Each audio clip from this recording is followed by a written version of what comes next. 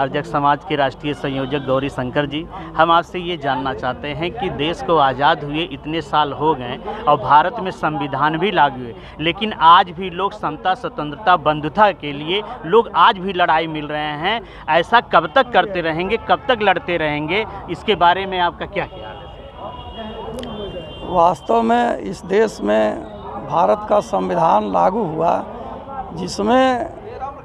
किसी भी वर्ण और किसी जात में पैदा हुए नागरिक की संज्ञा दिया गया और उनको नागरिकों का मूल अधिकार दिया गया, जिसमें उन्हें अभिव्यक्ति की स्वतंत्रता, वेशभूषा पहनने की स्वतंत्रता, पढ़ने लिखने की स्वतंत्रता, व्यवसाय करने की स्वतंत्रता और पाखंड,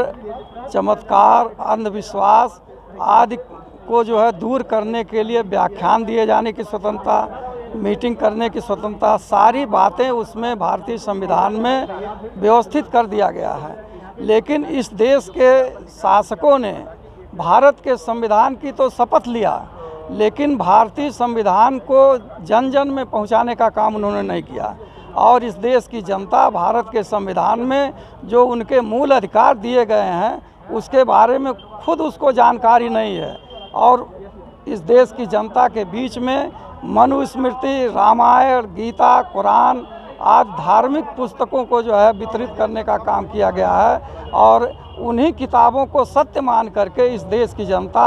आखंड पाखंडवाद में जुटी हुई है। और जो ब्राह्मणवाद शब्द पर आज इतना बौंडल हो रहा है, लोगों के ऊपर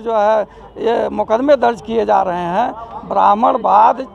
शब्द का मतलब ये होता है कि पूर्व जन्म और भाग्यवाद पर आधारित जो वर्ण व्यवस्था होती है उसी को ब्राह्मणवाद कहा जाता है। तो इस व्यवस्था को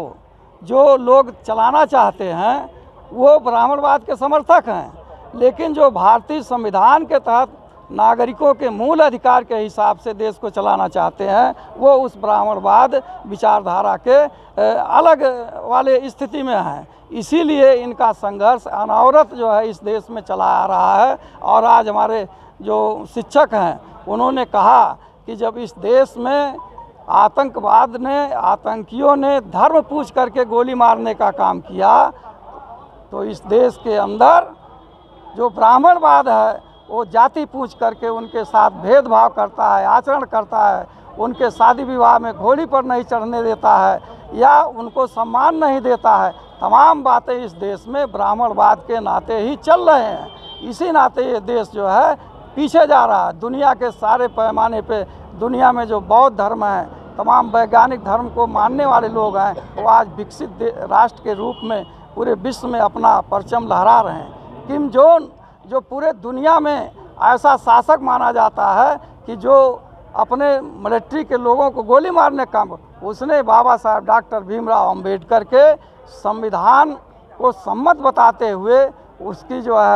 उनका जन्म दिवस मनाया अपने देश में और कहा कि बाबा साहब डॉक्टर भीमराव अंबेडकर व्यक्ति नहीं बल्कि वो पूरे दुनिया के नायक हैं, जिन्होंने भारत के संविधान को दिया जो विश्व को अनुकरणीय है। हम भी उस संविधान जो नागरिकों की समानता की बात कही गई है, मानव मानव में भेद न रखने की बात कही गई है, उसके हिमायती हम लोग भी हैं। इसलिए साथियों, जब तक इस देश में भारतीय संविधान के हिसाब से नागरिकों के मूल अधिकार की रक्षा नहीं किया जाएगा और संवैधानिक पदों पर बैठे हुए लोग उस अपने जिम्मेदारी का निर्वहन नहीं करेंगे, तो सामाजिक स्तर पर जो पुरोहितवाद फैला हुआ है, जो उनको पाखंड और अंधविश्वास, चमत्कार की बातें फैलाने में लगा हुआ है, उसी तरीके से लोग उस रास्ते पर चलते रहेंगे और भारतीय संविधान का ज्ञान नहीं उनको होगा और लोग ब्राह्मणवाद के नाम पर शिकार होते रहेंगे।